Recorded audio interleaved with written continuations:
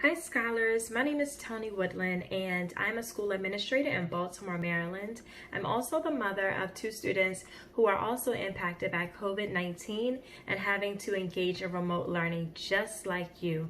So the first thing I wanted to do is come through and affirm you all. You are doing such an amazing job, right? You've risen to the occasion. You've stood up to the plate to ensure that your learning continues even outside of your school's walls. I just want to give mad kudos to you all.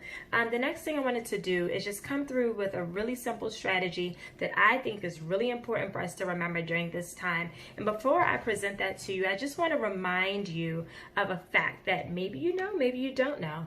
So it has been shown that emotion is linked to learning, right? So again, emotion is linked to learning. Now, right now, while we're all going through this global pandemic, I am sure that you have lots of emotions just swirling around your brains, right? And so when we look at the fact that emotion is linked to learning, what that means is that studies have shown when we're really, really happy and there's lots of positive emotion, that tends to really support good learning.